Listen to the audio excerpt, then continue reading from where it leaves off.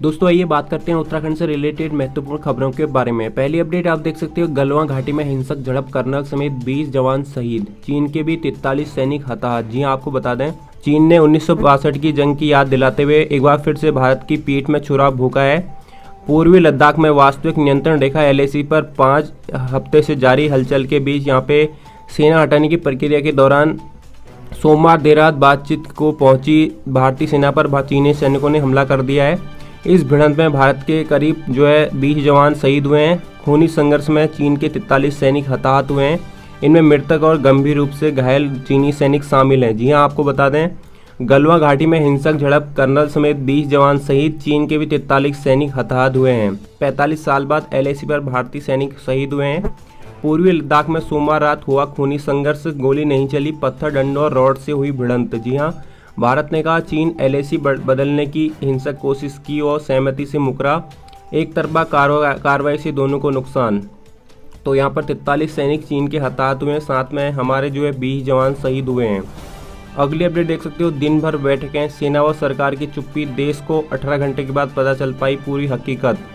तो यहाँ पर इसके बारे में पूरे देश को 18 घंटे के बाद हकीकत पता चली ड्रैगन की। अगली अपडेट देख सकते हो, उत्तराखंड में 97 और कोरोना मरीज मिले, 1942 पहुंची प्रदेश में संक्रमित मरीजों की संख्या। उत्तराखंड में मंगलवार को 97 और कोरोना पॉजिटिव मिले हैं। इन्हें मिलाकर प्रदेश में संक्रमितों की संख्या हो चुकी है 1942। वहीं सुशीला तिवारी मेडिकल कॉलेज हल्द्वानी में कोरोना पॉजिटिव 56 वर्षीय महिला की मौत हो गई है। प्रदेश में अब तक 25 संक्रमित मरीजों की मौत हो चुकी है। अगली अपडेट पर चलते हैं हम। दोस्तों अगली अपडेट है कोरोना। उत्तराखंड में संक्रमण बढ़ा पर सक्रिय मामलों में आया ठहराव। जी हां, राहत 1200 पार करने वाला है ठीक होने वाले मरीजों का आंकड़ा। जी हां, उत्तराखंड में भले ही कोरोना संक्रमित मरीजों की तादाद रोजाना बढ़ रही है, लेकिन सक्रिय मामलों में ठहराव आया है। जिस तेजी के साथ संक्रमित मामले ठीक हो रहे हैं, उससे सक्रिय मामले स्थिरता की ओर है। चंपावत में कोरोना के मात्र 3 सक्रिय मामले हैं। तो यहाँ पर 1200 पार करने वाला है ठीक होने वाले मरीजों का आंकड़ा।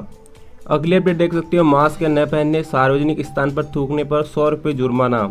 प्रदेश में कोरोना महामारी की रोकथाम के लिए शासन ने उत्तराखंड कोविड-19 संशोधन नियमावली जारी कर दी है, जिसमें मास्क न पहनने, सार्वजनिक स्थानों पर थूकने के साथ ही केंद्र और प्रदेश सरकार के दिशा निर्देशों को पालन न करने के पर जुर्माने की व्यवस्था की गई है। वहीं कोरोना महामारी की ड्यूटी में तैनात स्वास्थ्यकर्मी के साथ हिंसा और संपत्ति को नुकसान पहुँचाने पर केंद्र सरकार कोविड एक्ट के तहत कड़ी कार्रवाई करेगी। अगली अपडेट पर चलते हैं। दोस्तों अगली अपडेट है, एसिड अटैक पीड़िताओं को आत्मनिर्भर बनाने के लिए रणनीति जल्द रेखा। जी हां, महिला कल्याण और बाल विकास राज्य मंत्री रेखा आर्या ने वीडियो कॉन्फ्रेंसिंग के माध्यम से प्रदेश की एसिड अटैक पीड़ित महिलाओं से बात कर उनकी समस्याओं को सुना। वहीं उन्हें हिम्मत रखने और संघर्ष जारी रखने के लिए बधाई देते हुए प्रोत्साहित किया। अगली अपडेट देख सकते हो, 90% उद्योगों ने शुरू किया कामकाज। PM की कॉन्फ्रेंसिंग में शामिल हुए मुख्यमंत्री कोविड-19 अनलॉक 1 पर किया विमर्श। जी हां, यहाँ पे मंगलवार को मुख्यमंत्री त्रिवेंद्र सिंह रावत ने प्रधानमंत्री नरेंद्र मोदी की मुख्यमंत्रियों के साथ वीडियो कॉन्फ्रेंसिंग में भाग लिया। इस दौरान कोविड-19 और अनलॉक 1 के बाद की परिस्थितियों पर विचार विमर्श किया गया। अगली अपडेट देख सकते हो, सरकारी योजनाओं का प्रचार, विरोधियों पर करो पलटवार। भाजपा प्रदेश अध्यक्ष बंशीधर भगत ने मीडिया टीम को ताकीद किया कि वे केंद्र और राज्य सरकार की योजनाओं और उपलब्धियों का प्रचार जन जन तक करें। यदि विपक्षी सरकार और पार्टी के खिलाफ दुष्प्रचार करता है तो उसके पार पर जोरदार पलटवार करना भी जरूरी है। अगली अपडेट देख सकते हो, उत्तराखंड में संविदा खेती के लिए जल्द बनेगा बोर्ड।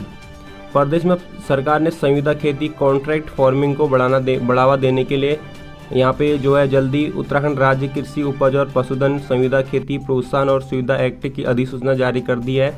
वहीं प्रदेश में संविदा खेती के लिए अलग से बोर्ड का गठन किया जाएगा। अगली अपडेट पे चलते हैं। अगली अपडेट देख सकते हो, 10 वर्षों में टिहरी जिले से 90,000 लोगों का पलायन। मुख्यमंत्री ने जारी की टिहरी में हुए पलायन की रिपोर्ट। करीब 71,000 अस्थायी और 19,000 लोग अस्थायी रूप से गए। जी हाँ, यहाँ पे मुख्यमंत्री त्रिवेंद्र सिंह रावत ने टिहरी जनपद में हुए पलायन की रिपोर्ट जारी कर दी है। पिछले 10 सालों में टिहरी में रोजगार की तलाश में 71,000 से अधिक लोगों ने अस्थायी और 19,000 ने स्थायी रूप से पलायन किया है। मुख्यमंत्री ने कहा कि रोजगार के अवसर मुहैया करवाकर पलायन रोकना सरकार की प्राथमिकता है। कोविड-19 के कारण राज्य में लौटे प्रवासियों का आर्थिक पुनर्वास करने के लिए सरकार प्लान बना रही है। दोस्तों अगले अपडेट है, विदेशों से आने वालों को बड़ी राहत। अब राज्य में कहीं भी हो सकेंगे क्वारंटीन, SOP जारी। विदेशों से वापस राज्य में आ रहे लोगों के लिए शासन ने मंगलवार को नई एसओपी जारी की है। इसके तहत अब बाहर से आने वाले लोग प्रदेश में संस्थागत क्वारंटीन हो सकेंगे। मुख्य सचिव की ओर से जारी एसओपी में यह स्पष्ट कर दिया गया है कि बाहरी देशों से आने वाले प्रवासी उत्तराखंड के किसी जिले में या तो अपने खर्च पर निःशुल्क सरकारी व्यवस्था के तहत 7 दिन के लिए क्वारंटीन हो सकेंगे। अगली अपडेट पर चलते हैं। अगली अपडेट देख सकते हो, नाभी ढंग से लिपुल पास तक चीन सीमा पर बढ़ाई सुरक्षा। जी हां, आपको बता दें लाइट विजन कैमरों से रखी जा रही है नज़र। आईटीबीपी के साथ भारतीय आर्मी ने भी गश्त शुरू की। लद्दाख की गलवा घाटी में चीन की सेना से हिंसक झड़प के बाद भारत चीन सीमा के नाभी ढंग से लिपू पास तक 8 किलोमीटर दायरे में सुरक्षा बढ़ा दी गई है। इस क्षेत्र में आईटीबीपी के साथ अब भारतीय आर्मी ने भी गश्त शुरू कर दी है। नाइट विजन कैमरों में फिलहाल सीमा पर नज़र रखी जा रही है और यहाँ पर तनाव की स्थिति नहीं है। यहाँ पर देख सकते हो लिपुलेख में तैनात आईटीबीपी के जवान। अगली अपडेट पर चलते हैं। अगली अपडेट है देख सकते हो, जान जोखिम में डालकर चीन सीमा पर पहुंच रहे हैं जवान। सामरिक और सुरक्षा दृष्टि से महत्वपूर्ण चीन सीमा से लगी जौहर घाटी में लासपा गाड़ गधेरा पर पुल न होने के कारण भारतीय सेना के जवान जान जोखिम में डालकर सीमा तक पहुंचना पड़ता है। इसी मार्ग से सेना रसद सामग्री और हथियार सीमा पर पहुंचाती है। यही नहीं, घाटी के 9 माइग्रेशन गांवों के लोगों को भी परेशानी का सामना करना पड़ता है। अगली अपडेट देख सकते हो, भारत नेपाल सीमा पर एसएसबी सतर्क। बिहार बॉर्डर पर भारत नेपाल सीमा पर कुछ समय सीमा पिलर गायब होने और लद्दाख में चीन से हिंसक झड़प पर भारत नेपाल सीमा को भी हाई अलर्ट पर रखा गया है। हालांकि सीमा पर पहले से नियमित सघन और पेट्रोलिंग जारी है। मंगलवार सुबह से सीमा पर पिलरों के आसपास एसएसबी ने निगरानी बढ़ा दी है। अगले अपडेट है, हाईकोर्ट ने पूछा फर्जी शिक्षकों के खिलाफ क्या कार्रवाई की। 24 दिन तक सरकार से मांगी जानकारी, सरकार ने कहा चल रही है जांच। हाईकोर्ट ने सरकार को प्राइमरी और उच्च माध्यमिक विद्यालयों में फर्जी दस्तावेजों के आधार पर नियुक्त पाने वाले अध्यापकों के खिलाफ की गई कार्रवाई की जानकारी 24 जून तक देने के निर्देश दिए हैं। वहीं सरकार की ओर से कोर्ट को बताया गया है कि इस प्रकरण की जांच चल रही है। मुख्य न्यायाधीश रमेश रंगनाथन और न्यायमूर्ति आरसी खुल्बे की खंडपीठ के समक्ष वीडियो कॉन्फ्रेंसिंग के माध्यम से मामले की सुनवाई हुई। तो अगली अपडेट देख सकते हो, 2022 में हो हरिद्वार कुंभ। जूना अखाड़े के महामंडलेश्वर स्वामी यतीदानंद और बाबा हठयोगी ने की चर्चा। जूना अखाड़े के बाबा महामंडलेश्वर स्वामी यतीदानंद गिरी महाराज और अखिल भारतीय अखाड़ा परिषद के पूर्व प्रवक्ता बाबा बलराम दास हठयोगी महाराज ने अगले साल प्रस्तावित हरिद्वार कुंभ के आयोजन पर पुनर्विचार करने की बात की है। यतीन्द्रानंद गिरी महाराज ने मंगलवार को हरिद्वार पहुंचकर बाबा हठयोगी से गौरीशंकर गौशाला परिसर में मुलाकात की। तो यहां पर 2022 में हो हरिद्वार कुंभ। अगली अपडेट देख सकती हो। अगली अपडेट देख सकते हो, रुड़की सोसाइटी कर्मियों ने ही रची थी लूट की साजिश। जी हां, यहाँ पे महज 20 घंटे में पुलिस ने खुलासा कर 2 कर्मचारियों समेत 3 को पकड़ा। यहाँ झबरेड़ा साधन सहकारी समिति के 22 लाख रुपए लूट की साजिश समिति के ही 2 कर्मचारियों ने रची थी। एक कर्मचारी की मदद से दूसरा सोमवार को रकम लेकर बैंक के लिए निकला था। योजना के मुताबिक रास्ते में उसके चाचा व नौकर ने तमंचा दिखाकर नकदी लूट ली थी। पुलिस ने 20 घंटों में ही दोनों आरोपियों को गिरफ्तार कर लिया है और साथ में एक बंदा इसमें और बताया जा रहा है। गिरफ्तार कर लूटी गई रकम भी बरामद कर ली है। अगली अपडेट देखते हो, शराब की मोबाइल शॉप के खिलाफ कैंडल मार्च। जी हां, आपको बता दें महिलाओं ने सरकार के खिलाफ की नारेबाजी, कहा सने में नहीं चलेगी दुकान, धरना दिया। जी हां, यहाँ पे सने तल्ली में मोबाइल वैन शॉप के विरोध में महिलाओं ने कैंडल जलाकर जुलूस निकाला। आक्रोशित महिलाओं ने सरकार के खिलाफ नारेबाजी कर निर्णय वापस लेने की मांग की है। यहाँ पर आप लोग तस्वीरें देख सकते हो। दोस्तों अगली अपडेट है, उत्तरकाशी डीएम ने रोका कोविड सेक्टर मजिस्ट्रेट का वेतन। क्वारंटीन प्रवासियों की निगरानी और नियमित स्वास्थ्य जांच रिपोर्ट पेश करने में लापरवाही पर कोविड सेक्टर मजिस्ट्रेट का वेतन रोकने के निर्देश दिए गए हैं। डीएम ने सियालप, बड़कोट तथा उजेली गंगोरी में तैनात कोविड सेक्टर मजिस्ट्रेट की सीआर से प्रतिकूल प्रविष्टि के भी निर्देश दिए हैं। अगली अपडेट पर चलते हैं। कैबिनेट बैठक अब 18 जून को। प्रदेश मंत्रिमंडल की बैठक अब 18 जून को होगी। बैठक में सरकार के कई महत्वपूर्ण फैसले ले सकती है। प्रवासियों के लिए कुछ अन्य योजनाओं पर विचार कर रहा है। इस बैठक में एकीकृत आदर्श गांव की योजना की भी गाइडलाइन सरकार ला सकती है। तो ये बैठक अब 18 जून को होने वाली है। दोस्तों अगली बैठक, बंद पड़ी शराब की दुकानों को 65% राजस्व के साथ संचालन पर विचार। आबकारी महकमे ने बंद पड़ी शराब की दुकानों से हो रहे राजस्व नुकसान की भरपाई के लिए नए सिरे से प्रस्ताव तैयार किया है। अब 148 ठेकों को 65% राजस्व के साथ चलाया जाए। इससे ठेकेदारों को भी कोई परेशानी ना हो और विभाग को भी राजस्व प्राप्त हो सके। तो यहाँ पर बंद पड़ी शराब की दुकानों को 65% राजस्व के साथ संचालन पर विचार किया जा रहा है। अगली अपडेट देख सकते हो, जिला योजना 13 जिलों के लिए 110 करोड़ रुपए जारी।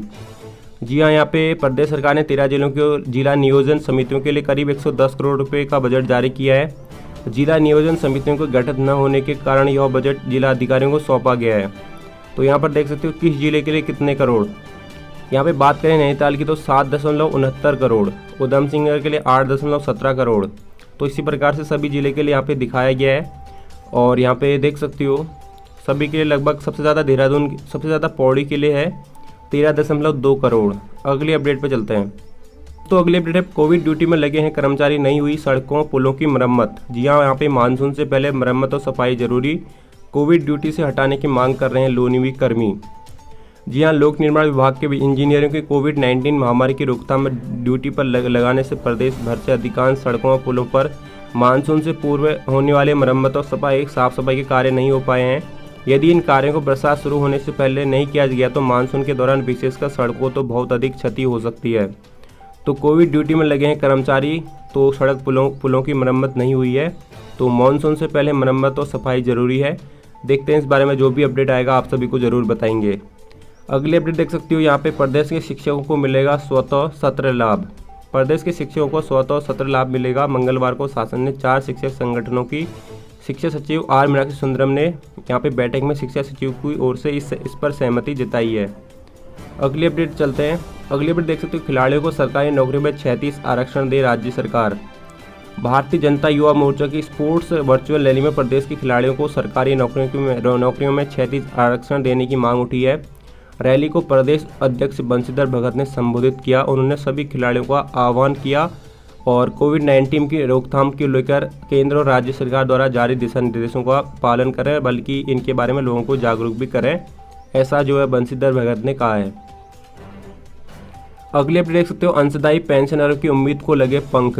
जी हाँ, यहाँ पे केंद्र सरकार ने उन कर्मचारियों को पुरानी पेंशन के दायरे में लाने की छूट दी है जिनके चयन की प्रक्रिया नई योजना लागू होने से पहले शुरू हो गई थी। इस संबंध में केंद्र सरकार ने पेंशन और पेंशनर्स कल्याण विभाग ने कार्यालय आदेश जारी किया है। यह आदेश सभी राज्यों पर भी प्रभावी होगा। इससे पुरानी पेंशन लागू करने की मांग कर रहे करीब 80,000 पेंशनरों की उम्मीद को पंख लगे हैं। अगली अपडेट पर चलते हैं। अगली अपडेट है, गलवान घाटी पर चीन के नापाक इरादों से हालत हुए बेहद खराब। LAC पर चीन की एक तरफा बढ़त की राह में रोड़ा बन रहा है यह इलाका। जी हाँ, गलवा घाटी में तनाव के बाद भारत और चीन के बीच 1962 में युद्ध की नौबत आई। उसी गलवा घाटी में दोनों सेनाओं के बीच हिंसक झड़प हुई है। दरअसल गलवा घाटी सामरिक और रणनीतिक दृष्टि से चीन की वास्तविक नियंत्रण रेखा LAC और एक तरफा बढ़त से लेने से रोकती है। यही कारण है कि चीन अरसे से इस घाटी पर निगाह जमाए बैठा था। 1962 की जंग से गलवा घाटी में गोरखा सैनिकों के पोस्ट को चीनी सेना ने 4 महीने तक घेरे रखा। इस दौरान 33 भारतीयों की जान गई थी। तो उत्तराखंड, सिक्किम और अरुणाचल में तनाव। दोनों देशों के बीच लद्दाख के बाद उत्तराखंड, सिक्किम और अरुणाचल से लगती सीमा पर भी तनाव बरकरार है। सिक्किम में भी बीते दिनों दोनों देशों की सेनाओं के बीच LAC पर झड़प हुई थी। उत्तराखंड की बात करें तो उत्तराखंड भारत ने भेजी फौज की अतिरिक्त टुकड़ी। भारत ने नीलांग घाटी में वर्ष 1962 में दोनों देशों के बीच जबरदस्ती भिड़ंत हुई थी। अब लद्दाख में झड़प के बाद उत्तराखंड से लगे LAC पर तनाव के मद्देनजर भारत बेहद सतर्क है। चीन ने नीलांग घाटी की दूसरी ओर बने एयरबेस पर लड़ाकू विमान तैनात किए हैं। जवाब में भारत ने LAC पर फौज की अतिरिक्त टुकड़ियों की तैनाती की है। अगली अपडेट देख सकते हो, शांति वार्ता के दौरान चीन ने छल से रात के अंधेरे में किया भारत पर हमला। 4 मई को पूर्वी लद्दाख के गलवान घाटी और पेगांग झील इलाके में चीनी की घुसपैठ के बाद उसके सैन्य अधिकारी जहां भारत के साथ लगातार शांति वार्ताएं कर रहे थे, वहीं 15 जून की रात उसके सैनिकों ने अंधेरे में भारतीय सैनिकों पर हमला बोल दिया। अगले अपडेट देख सकते हो, कथनी और करनी के मामले में चीन का दागदार इतिहास। चीन की कथनी और करनी में का अंतर लंबा इतिहास रहा है, चाहे साल 1962 का युद्ध का हो फिर या उसके बाद लगभग 6 दशक का है और लंबा समय। इस दौरान वास्तविक नियंत्रण रेखा LAC को लेकर चीन हमेशा अपनी भूमिका में बदलाव करता रहा है। तो इसके अलावा देख सकते हो, हनक बनाए रखने के लिए तनाव बढ़ा रहे हैं जिनपिंग। यहाँ पे विशेषज्ञ बोले कम्युनिस्ट पार्टी में पकड़ खोते जा रहे हैं चीनी राष्ट्रपति। कोरोना ने गंभीर मतभेद उजागर किए। भारत से झड़प जिनपिंग को मजबूत नेता के तौर पर पेश करने की कवायद चल रही है। 1 साल बाद रिटायर हो जाते हैं। कर्नल संतोष बाबू 1.5 साल से चीन सीमा पर तैनात थे। सीमा पर शहीद होने वाले कर्नल संतोष बाबू जवान फलनी और जवान कुंदन ओझा बिहार रेजिमेंट से थे। जवान फलनी 1 साल बाद सीधा निवृत्त होने वाले थे, तो ये भी वहाँ पे शहीद हुए हैं। अगली अपडेट, तनाव और बढ़ाएगा मगर युद्ध छेड़ने की स्थिति में नहीं है चीन। वास्तविक नियंत्रण रेखा LAC पर 1962 के बाद पहली बार भारत और चीन के सैनिकों के बीच खूनी झड़प हुई है। कोरोना के कारण घरेलू मोर्चे पर बुरी तरह घिरे चीन नेतृत्व से LAC पर तनाव को चरम पर पहुंचाने का अंदेशा पहले से ही था। घरेलू मोर्चे पर जिस तरह चीन घिरा है, उससे निकट भविष्य में तनाव कम होने की उम्मीद भी नहीं है। इसके बावजूद सच्चाई यह है कि वर्तमान में दुनिया से अलग थलग होने की कगार पर खड़ा चीन अभी भारत के खिलाफ युद्ध छेड़ने की स्थिति में नहीं है। चीन की योजना भारत के चारों तरफ से घेरकर दबाव में लाने की है। इसके कई कारण हैं। तो गाइस, ये कुछ महत्वपूर्ण खबरें थी उत्तराखंड से रिलेटेड। अगर आपको ये वीडियो पसंद आई है तो कृपया इसको लाइक करें, इसको शेयर करें। मैं आपको मिलूंगा नेक्स्ट वीडियो में, तब तक के लिए बाय। Thanks for watching.